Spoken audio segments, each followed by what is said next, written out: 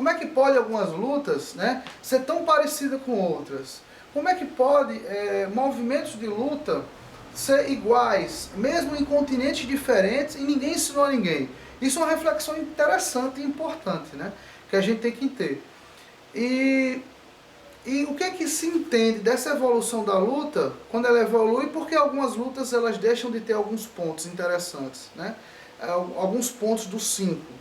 É outra reflexão, né, que a gente tem que entender. Mas, como reflexão primária, digamos assim, a gente tem que pensar. A luta surge por necessidade, de passagem de necessidade de autodefesa, e ela evolui para esporte. O que é que aconteceu nesse tempo? Ela deixou de ser praticada para matar e ela passou a ser praticada como esporte, para pontuar. Então agora eu vou lutar com alguém não para matar, eu vou lutar com alguém para pontuar. Então ela entra no rol dos esportes. E algumas das lutas fazem parte dos Jogos Olímpicos. Então essa é uma reflexão. O que é que se explica, por exemplo, em continentes diferentes, lutas diferentes? Por exemplo, eu vou citar aqui algumas delas, mas em outro momento, né, na unidade 2, a gente vai ver vídeos sobre isso. O que é que explica em continentes diferentes, lutas diferentes, e tem os mesmos golpes praticamente? Então, quando a gente vê os vídeos do sumô, do kurash, da luta greco-romana, do lambe, a luta senegalesa, e do ruka-ruka, a luta do índio brasileiro, a gente vai ver que tem os mesmos golpes, né? E são continentes diferentes, ninguém ensinou ninguém e tem os mesmos golpes. O que explica isso? Isso é uma reflexão interessante, né?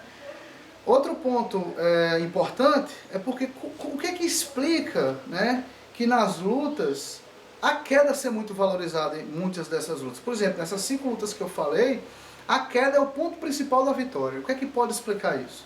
Então isso é outra reflexão, né, que a gente tem que entender e inserir no nosso raciocínio.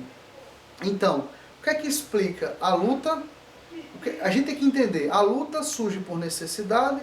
Eu praticava a luta para matar, e aí ela evolui para um esporte. E agora eu pratico luta para um esporte, para pontuar. Essa é a reflexão. Você, profissional da educação física, tem que ter esse entendimento. Você tem que entender a luta como cultura e como esporte, né? Você tem que ter esse entendimento. A luta como fenômeno cultural e a luta como fenômeno esportivo. A luta como fenômeno cultural. Algum de vocês já foi para um local assistir uma luta do UFC. Isso é cultura. Da mesma forma que as pessoas vão assistir jogo de futebol, né? O que é cultura? A cultura muda as pessoas, muda o hábito das pessoas. E você, como profissional de educação física, tem que entender a luta como fenômeno esportivo. Como assim? A luta é um esporte. Seja judô, jiu-jitsu, karatê, kickbox, taekwondo, boxe, dentre outras tantas. E algumas delas faz parte dos Jogos Olímpicos, como o judô, né, como o taekwondo, né, como o boxe. Então esse é o entendimento do movimento humano da luta, que toda ela tem 5 pontos: socos, chutes, finalizações, estabilizações e quedas. Não importa a ordem, toda ela tem 5 pontos. Certo? Isso é interessante, você tem que refletir. Você, profissional da educação física, tem que entender a inserção da luta na educação física. Então a luta é um movimento humano, né? Ou seja, você estuda o movimento, então você tem que entender isso. Então a luta é um movimento humano. Você, profissional da educação física, tem que entender o movimento humano, e ela é um fenômeno cultural e esportivo. Então você tem que entender isso.